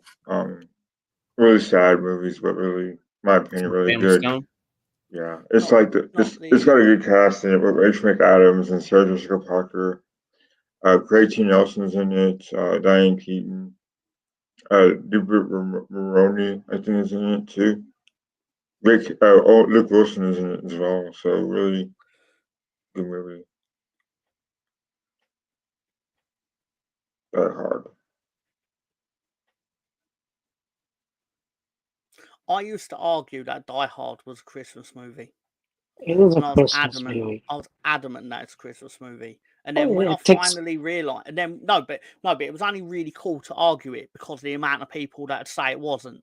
But then when it was universally accepted, it felt a bit like, well, what have we really achieved? But I mean, it don't really fucking it was. matter. But it was like 2 months ago. Why? I remember you telling me that now you believe it's not a Christmas movie. I didn't say it's I not a can't Christmas remember. movie. I thought you said you Do that's you what you just said. have a fucking memory bank just to try and make a dick of me every fucking time? Fucking hell. He's got a notepad open right now and he's taking notes. Okay. On January the 4th, you said, fucking hell, Tony. Anyway. I like Christmas Story. Christmas Story is one I like. Christmas Vacation too. Yeah, Santa Claus. Yeah, Tim Allen. With the Griswolds. Sparky. I still like the claymation Christmas Oh, movies. Sparky. Yeah, Claymation Christmas is good. My wife hates it, but I like it. So,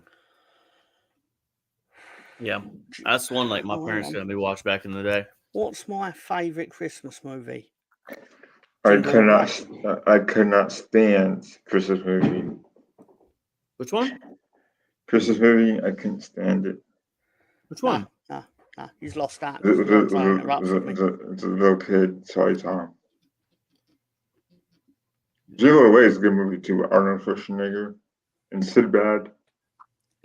Sinbad's the best part of it. He's the worst. He is literally the worst, and that's what makes him the best. He's not good. He's not good at the acting. And I don't think he's very good at being a comedian either. Which again, put your hands together, you got Christmas.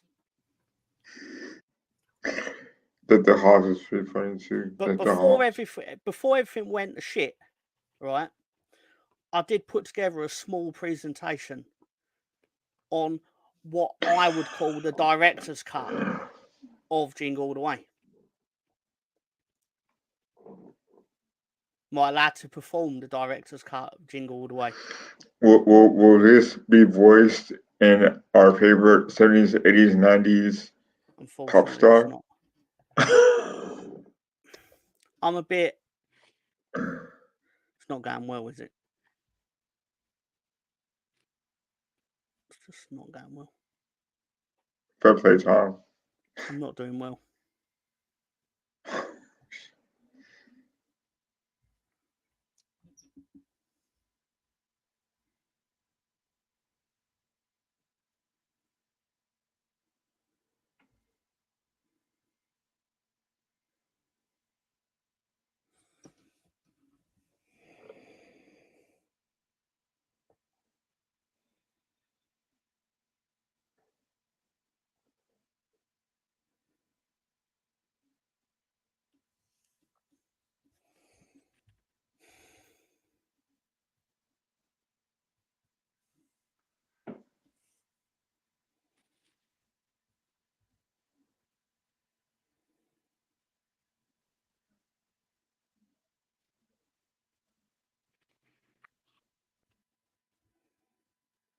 He's not going to say anything. I was asking you to tell the people how you navigate your world buffet.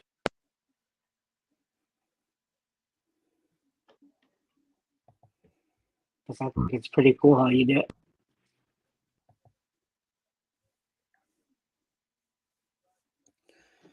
Do you mean Jimmy's or the Chinese? Jimmy's the one that has all the different types of food. I always start out with a stir fry of like noodles or something, and then while that's cooking, I'll get them to do a naan bread, and then when I've collected the naan bread at the same time as the stir fry, I'll then signal to my steak guy, who then starts doing the steak, and then I go and sit because I have it well done, right? So the time works out. I've done this enough times, so I've timed it. Okay, so then I can eat the stir fry, and I'll put some of it into the naan bread and fold it over like a makeshift sandwich. And by the time I've done that, the steak will be ready. Then I go and get the steak. Then I come back. Then I will go around there'll be a pancake section, like Chinese pancake or whatever, and you put your duck in there and have that. Then I'll go to the rice section. And then I'll load it up with about 8 different types of chicken, like sweet and sour, the chicken curry, the chicken meatballs, the chicken tikka. That's about 4 or 5 in it. So it's not quite 8. There's some other stuff that has chicken in it, and I'm a fan of chicken. And then yeah, but basically that's not even like half a while either. It's awesome. I have a system. Yeah, it's fun. I usually get that at Christmas, on Christmas Eve. Partly because then it gets me away from the family for the day. Because Christmas is about family, but you can have a little too much family. Depends who's in your family. You know what they said in 4 Christmases? You can't spell families without lies. So. That's very good. That's very good. But yeah. So did we see this other rendition of Jingle All the Way? Oh yeah. I mean, I'm waiting for you to get in a better mood. Your internet was out like 20 minutes ago. You know, like. All right. What the hell was that? All right. This is the director's cut of Jingle All the Way. There we go. Howard, did you get Jamie as Turbo Man? Fuck Turbo Man. I got him a booster. End credits. All right. Save. And getting boosters really, really easy if you've seen the film. They have a whole war booster. Oh my gosh. It's a great movie. It is a good movie. And Lolo on the stoop tells me he watched it last week and it was shit, which tells me he has shit in his eyes because he obviously wasn't fucking watching Jingle All the Way because that's fantastic. I mean, you know, it is a good movie. I mean, I'll die on any hill that it's a great movie. I think I only watched it once the year it came out. You need to watch it again. You need to watch it 36 times.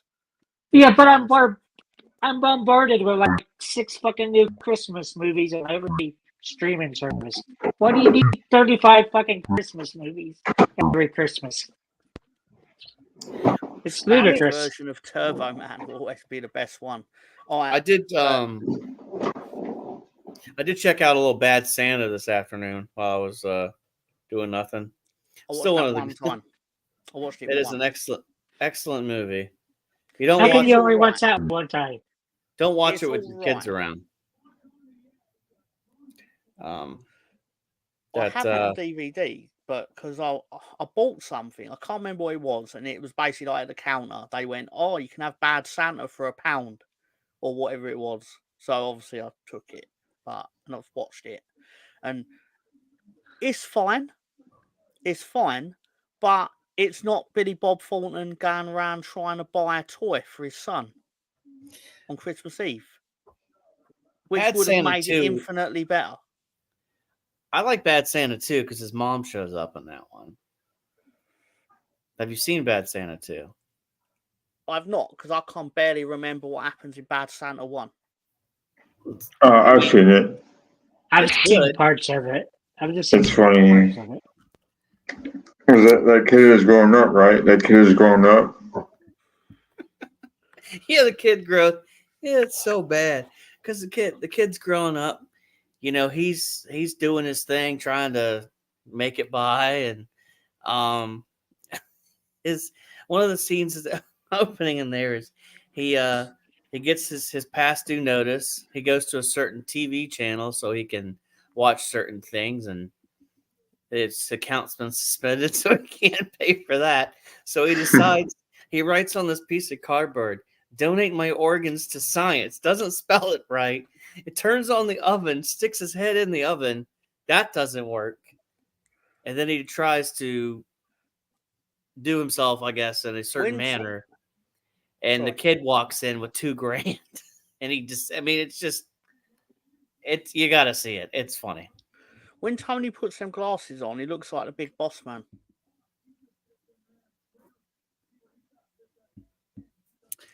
Just need to shave my head or a flat top. I'm just saying you have a head shaped look like the big boss man. I have a very big fucking dog.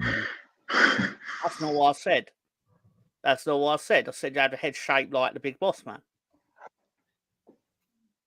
And the glasses add to it. That's not saying you have a big head. I do have a big head, Tom. No, but I didn't say you had a big head. You said I said you had a big head, but I didn't say you had a big No, head. I said you're shaped like a big boss man. I don't care what you said. I said I had a big head. Exactly. Just saying. I mean, yeah, you look like a trailer. Poor Gary's gonna go back. This episode's one for the ages. Tom's internet's out. Yeah, my stupid Christmas lights, and Tony's head looks like Big Boss Man. It does, though. It does. And Alonzo, you got to do something nuts. The Eagles are on, so calm down, Tony. Jesus, man. Relax, Tony. Goalkeeping's the worst. I'm almost tempted to have assembled band from the show for life because of this. Oh, don't do that. I tried to walk. Listen, Tom, if you had not lost your internet, I wouldn't have waffled it on this long. I was waiting for you to come back. I was holding the fort down. That's what I was trying to do. I still don't know why it died.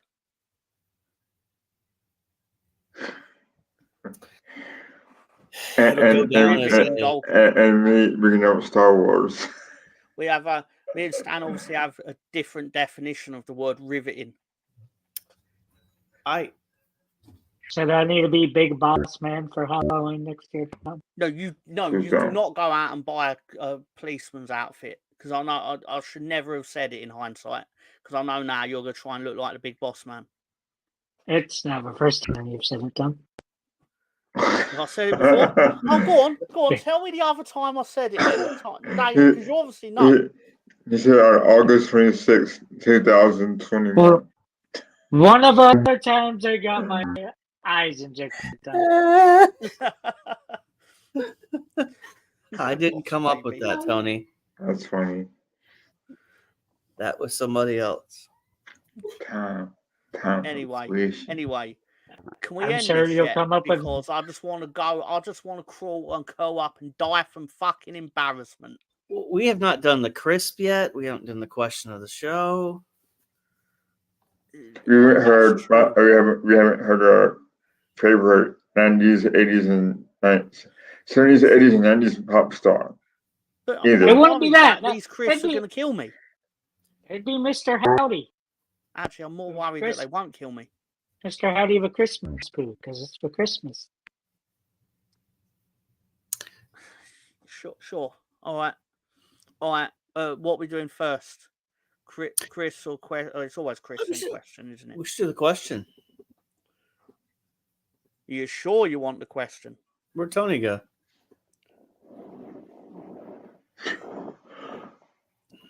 Oh, he's back. Don't worry. The boss man's back. Hey, Tony, bring back Tony Comrade Tomsky. No hat. Because he'll go and get it. He's now looking around for it. He's scanning. The computer in his head is scanning where it is in the vicinity. No, it's not close enough. Oh man. There are 3 hats in there though. Go put on your Davy Crockett. Right, so I haven't seen that bit in a while. That was the same hat. Oh, okay. Alright,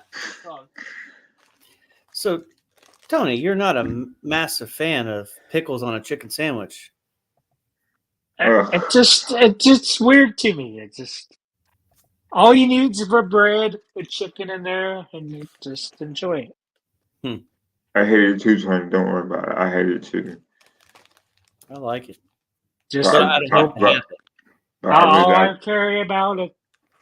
If the seasoning's nice and spicy, then I'm good to go. Well, I get it grilled. I get it fried. I don't eat it that often, so. Alright. Go ahead, Tom. Sorry. Alright. You asked for the crisp of the show. And the crisp of the show is Christmas pudding. Tom's gonna die. Don't eat them, Tom.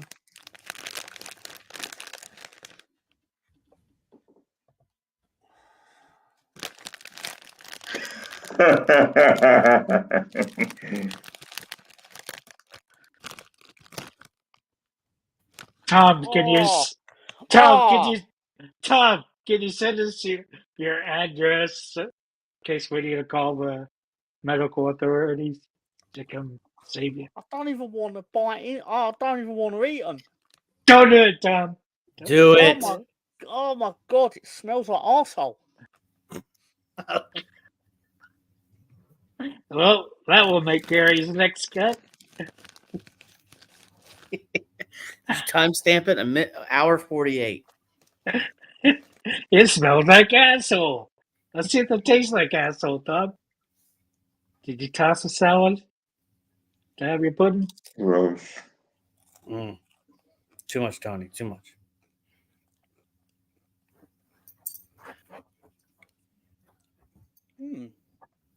He's not that bad. Interesting. Are you being a good actor, Tom? He's having a second one. They smell like death, but Taste amazing. not amazing. But I'm just pleasantly surprised that I'm not throwing up. What kind of aftertaste are they giving you? There's not an aftertaste. Like once you get the initial hint of arsehole, they disappears.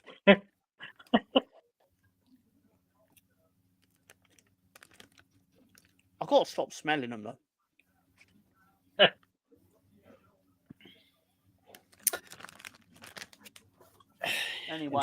Anyway. Okay. Good thing you didn't get a big.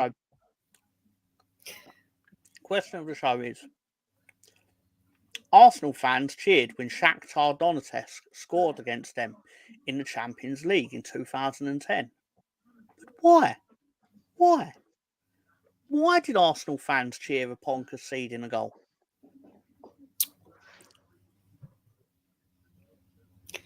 Why? I'm going to assume a former Arsenal player was playing for Shakhtar Donetsk.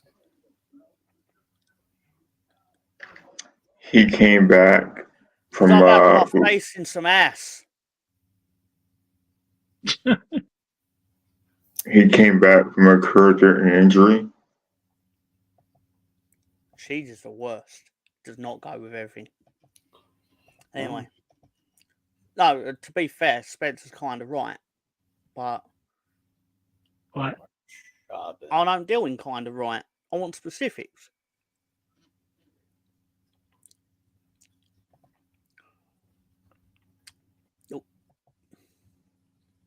It's basically what Spencer said, but on no name.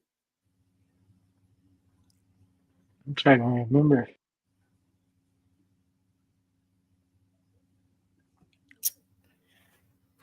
Was it R7? It was not Arshavin. Wait, Tom, say that question again. Arsenal fans cheered when Shakhtar scored against them in the Eduardo. Champions League in 2010. Eduardo. Say it again. Eduardo. There you go. Good job, Alonso.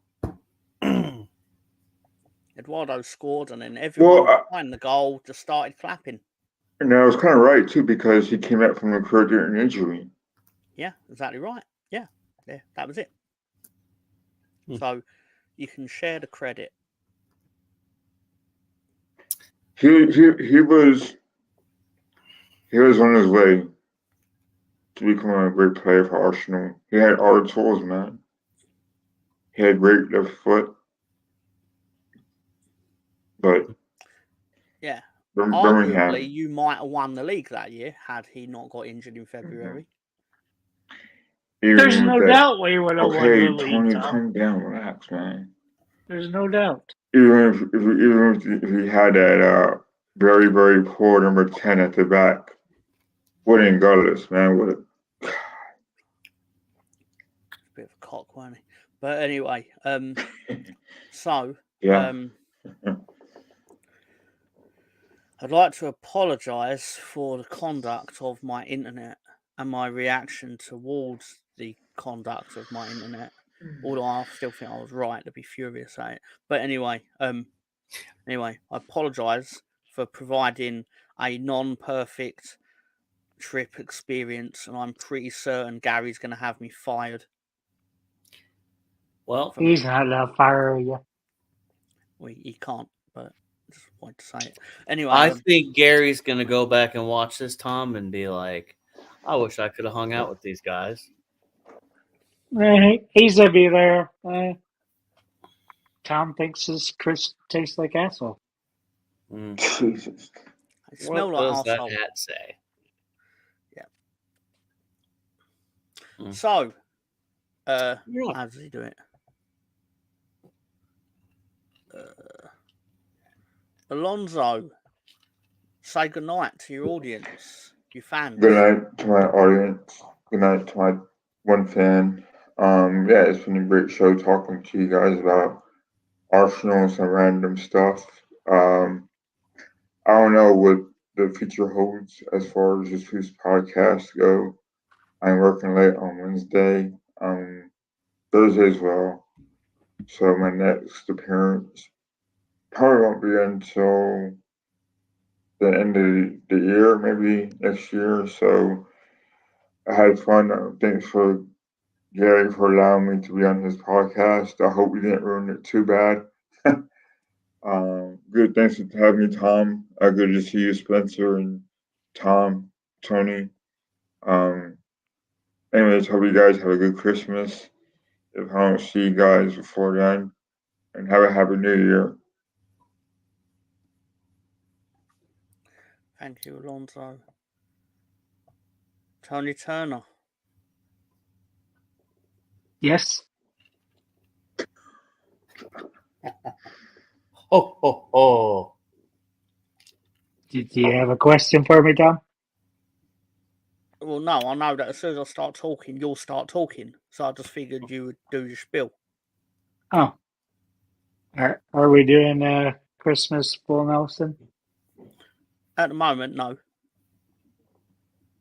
At the moment, I'm probably going to try and bin this microphone and throw my internet and skip.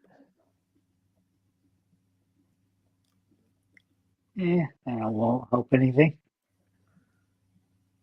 Might make me feel better. But anyway. Tony, say good night to your audience, please.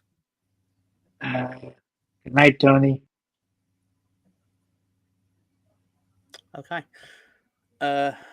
Spencer, please say good night to your fans. Well, to the 2 fans I have, I just maybe have one more than Alonzo. They happen to be families. Does that count as fans? Probably not. No, it was good. It was a fun time tonight, guys. Good talk a little Arsenal, talk a little jingle all the way. We got to witness what AOL Internet does when it crashes, and we got to see Tony as the big boss man. Lastly, there was a couple jokes about the Denver Broncos losing to the Detroit Lions on Saturday, which I thought were funny, and I appreciated them. And we got to see my electric bill for January and the Christmas tree, and we had a riveting conversation about world-class goalkeepers. Other than that, it was an excellent time, and I had fun with Tom, Tony, and Alonzo. I just kind of a tongue twister. A little bit. So that's all I got, Tom. It's a holiday season. Enjoy your families. Please don't make any decisions don't make any permanent decisions to temporary problems. If you're picking up my drift, so go out, enjoy the holiday season the best you can. Play some video games, work out, whatever. Buy some hats. Hats are good. Tony's already gone through 5 hats since I started. So I'm gonna kick it back to Tom. And all right, here comes another hat change. Nope, that's it. Yeah, so thank you for joining me, Spencer, Alonzo, Tony. Thank you all for holding the fort during the disaster period of the show. If I don't see any of you before then, obviously have a good Christmas. Have a good Christmas. Have a good time. Hope your families are happy and Santa gives them what they want. And I'm waffling at this point because I don't know. I try my best and it always goes wrong. Anyway, so thank you to Stan, the Assembled, Moss, BX Gunner, Colonel Ward, Miss Melina was in here, Holly, Ashley. Can't remember if anyone else was here, but anyway, so if you were here and I haven't named you, thank you for turning up anyway. That being said, Merry Christmas, have a Happy New Year, Happy Hanukkah, Crazy Kwanzaa. Can't think of any more. Have a good night, everyone. Festivus, don't forget Festivus. Festivus for the rest of us. Oh, but that's the 23rd, isn't it? Mm-hmm. Yeah. I do love Airing Festivus. grievances. Yeah. That would take me a while. But you have unlimited StreamYard, Tom. You can do this. It's a fair point. Fair point. I literally could do it. Anyway, have a good night, everyone. Please don't clip any of this. Life is a journey. Don't waste your trip. Enjoy the ride.